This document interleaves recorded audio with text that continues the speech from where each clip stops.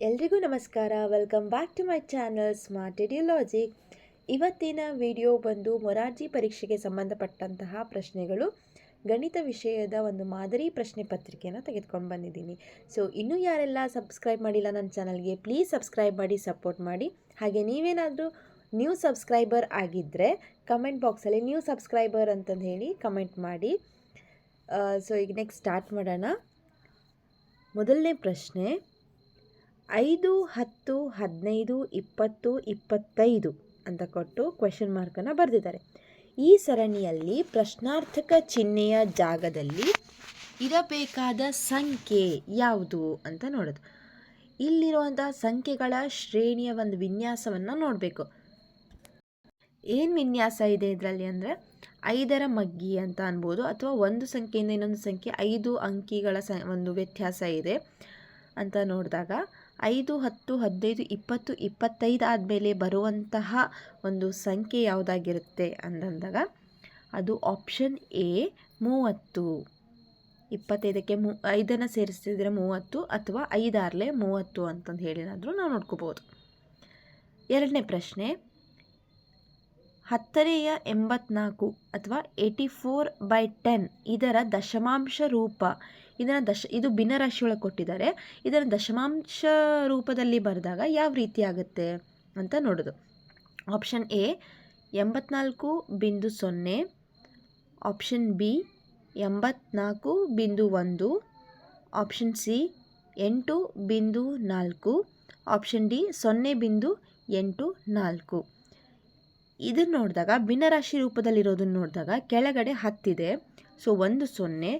ಆಗ ಇಲ್ಲಿ ಅಂಶದಲ್ಲಿ 84 ಇದೆ, 1 0 ಇರೋದ್ರಿಂದ ಒಂದು ಸಂಖ್ಯೆ ಬಿಟ್ಟಾದ್ಮೇಲೆ ಬಿಂದು ಕೊಟ್ಟರೆ ಇಲ್ಲಿ 8.4 ಅಂತ ಆಗುತ್ತೆ. ಸೊ ಇದಕ್ಕೆ ಆನ್ಸರ್ ಬಂದಿತ್ತು ಆಪ್ಷನ್ ಸಿ 8.4 ಅಥವಾ 8.4. ಮೂರನೇ ಪ್ರಶ್ನೆ, ವಸ್ತುಗಳ ಸಮನಾದ ಹಂಚಿಕೆಯನ್ನು ಹೀಗೆನ್ನುವರು. ಒಂದು ವಸ್ತುಗಳನ್ನು ಸಮನಾಗಿ ಹಂಚಿದಾಗ, ಎಲ್ಲರ ನಡುವೆ ಭಾಗವನ್ನು ಮಾಡಿದಾಗ ಏನಂತ ಕರಿತೀವಿ? ಅದು ಯಾವ ಮೂಲ ಕ್ರಿಯೆ ಆಗುತ್ತೆ ಅಂತ ಕೇಳಿದ್ದಾರೆ. ಆಪ್ಷನ್ ಎ ಸಂಕಲನ, ಬಿ ವ್ಯವಕಲನ, ಸಿ ಗುಣಾಕಾರ, ಡಿ ಭಾಗಾಕಾರ ಕೇಳಿದಾರಲ್ವಾ. ಸೊ ಇಲ್ಲಿ ಏನಾಗುತ್ತೆ, ವಸ್ತುಗಳನ್ನ ಹಂಚಿಕೆಯನ್ನು ಮಾಡಿದ್ದೀವಿ ಅಥವಾ ಭಾಗವನ್ನು ಮಾಡಿದ್ದೀವಿ ಅಂದಾಗ, ಸಮನಾಗಿ ಹಂಚಿಕೆಯನ್ನು ಮಾಡಿದಾಗ ಅದಕ್ಕೆ ಅರ್ಥ ಏನಾಗುತ್ತೆ ಅಂದರೆ ಡಿ ಭಾಗಾಕಾರ. ಭಾಗಾಕಾರದಲ್ಲಿ ಮಾತ್ರ ನಾವು ವಸ್ತುಗಳನ್ನು ಹಂಚಿಕೆ ಮಾಡ್ತೀವಿ. ಮುಂದಿನ ಪ್ರಶ್ನೆ, ಆಕೃತಿಯ ಹೊರಗಿನ ಎಲ್ಲ ಬಾಹುಗಳ ಮೊತ್ತವನ್ನು ಹೀಗೆಂದು ಕರೆಯುತ್ತಾರೆ. ಒಂದು ಯಾವುದಾದ್ರೂ ಆಕೃತಿ ಆಗಿರ್ಬೋದು, ಅದರ ಬಾಹುಗಳನ್ನು ನಾವು ಕೂಡಿಸಿದಾಗ ನಮಗೆ ಏನು ಸಿಗುತ್ತೆ, ಅದಕ್ಕೆ ಅರ್ಥ ಏನು, ಆ ಮೊತ್ತಕ್ಕೆ ನಾವೇನಂತ ಕರಿತೀವಿ ಅಂತ ಕೇಳಿದ್ದಾರೆ.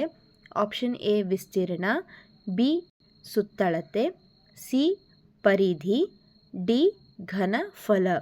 ಸೊ ಇಲ್ಲಿ ಪೂರ್ತಿ ಅಳತೆ ಬಾಹುಗಳನ್ನು ನಾವು ಮೊತ್ತ ಮಾಡಿದಾಗ ನಮಗೆ ಸಿಗುವಂಥದ್ದು ಯಾವುದು? ಆಪ್ಷನ್ ಬಿ ಸುತ್ತಳತೆ.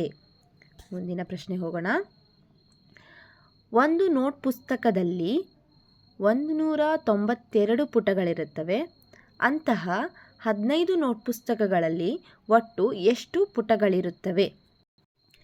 Option A 2880, B 960, C 2808, D 2885.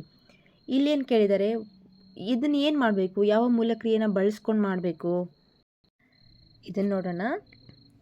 ಇಲ್ಲಿ ಏನು ಪ್ರಶ್ನೆ ಕೇಳಿದೆ, ಒಂದು ಪುಸ್ತಕಕ್ಕೆ 192 ಪುಟಗಳಿದ್ದರೆ 15 ಪುಸ್ತಕಕ್ಕೆ ಎಷ್ಟು ಅಂತಂದಾಗ ಇಲ್ಲಿ ಏನಾಗುತ್ತೆ, ಓರೆ ಗುಣಾಕಾರ ಮಾಡಬೇಕಾಗತ್ತೆ. ಸೊ ನೋಡೋಣ. 5 2 10, 5 9 45 + 1, ಇಲ್ಲಿ 46, 5 1 5 + 4 9. ನೆಕ್ಸ್ಟ್ ಸಂಖ್ಯೆಗೆ ಹೋದಾಗ 1 2 2, 1 9 9, 1 1 1.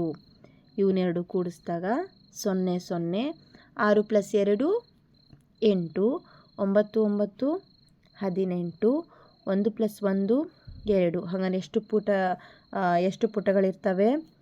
2880. ಹಾಗಾದರೆ ಇಲ್ಲಿ ಆಪ್ಷನ್ ನಂಬರ್ ಎಷ್ಟು? Option number A 2880. ಮುಂದಿನ ಪ್ರಶ್ನೆ ನೋಡಿದರೆ ಇಲ್ಲಿ ಕೊಟ್ಟಿರುವಂಥ ಈ ಭಿನ್ನರಾಶಿಯನ್ನು ಓದುವ ಸರಿಯಾದ ಕ್ರಮ ಯಾವ ರೀತಿ ಓದ್ತೀವಿ? ಅಂಶದಲ್ಲಿ 3 ಇದೆ, ಛೇದದಲ್ಲಿ 4 ಇದೆ. ಇದನ್ನು ಯಾವ ರೀತಿ ಓದ್ತೀವಿ ಅಂದರೆ ಛೇದವನ್ನು ಮೊದಲು ತೊಗೊಂಡು ಹೇಳ್ತೀವಿ, ಅಂದರೆ 4ನೇಯ 3 ಅಂತ ಹೇಳಿ ಓದ್ತೀವಲ್ವಾ. ಅದಕ್ಕೆ ಇದರಲ್ಲಿ ಆಪ್ಷನ್ ಯಾವುದು? ಆಪ್ಷನ್ ಎ 4ನೇಯ 3. ಮುಂದಿನ ಪ್ರಶ್ನೆ, 2 ಅಂಕಿಯ ಗರಿಷ್ಠ ಸಂಖ್ಯೆ ಮತ್ತು 2 ಅಂಕಿಯ ಕನಿಷ್ಠ ಸಂಖ್ಯೆ ಇವುಗಳ ಗುಣಲಬ್ಧವು ಅಂತ ಕೇಳಿದ್ದಾರೆ. ಇಲ್ಲಿ 2 ಅಂಕಿಯ ಗರಿಷ್ಠ ಸಂಖ್ಯೆ ಏನಾಗಿರುತ್ತೆ ಮತ್ತು 2 ಅಂಕಿಯ ಕನಿಷ್ಠ ಸಂಖ್ಯೆ ನೀವು ಗುಣಿಸ್ಬೇಕೀಗ ನಾವು.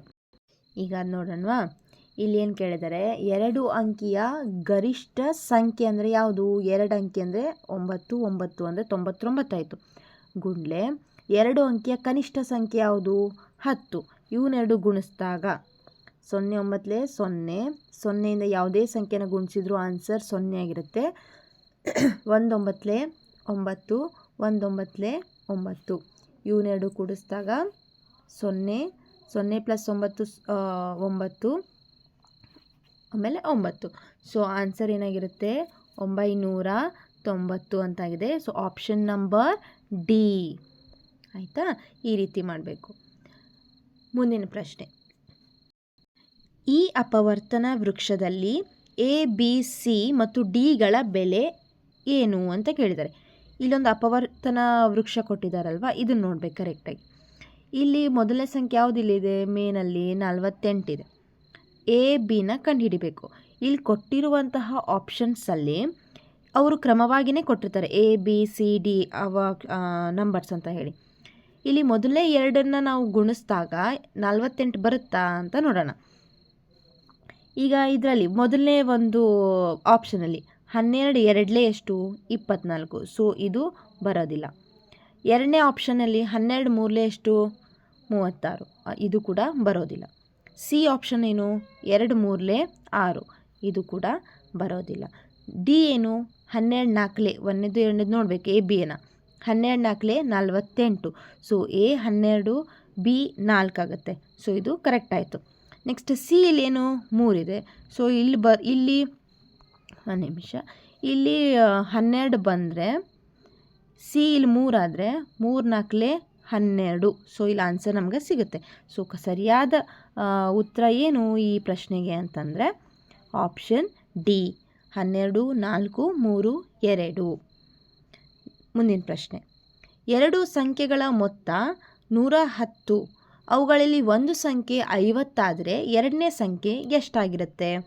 ಇಲ್ಲಿ ನಾವು ಏನು ಮಾಡ್ಬೋದು, ಒಂದು ಸಂಖ್ಯೆನ ಕೊಟ್ಟಿದ್ದಾರೆ ಅವರು 50 ಅಂತ ಹೇಳಿ, 50ಕ್ಕೆ ಎಷ್ಟು ಸೇರಿಸಿದರೆ 110 ಆಗುತ್ತೆ ಅಂತನಾದರೂ ನೋಡ್ಬೋದು, ಅಥವಾ 110ರಲ್ಲಿ 50ನ್ನು ಕಳೆದ್ರೆ ಎಷ್ಟು ಬರುತ್ತೆ ಅಂತನಾದರೂ ನೋಡ್ಬೋದು. ಈಗ 50ಕ್ಕೆ ನಾವು 110 ಆಗಬೇಕಂದ್ರೆ ಎಷ್ಟು ಕೂಡಿಸೋಣ?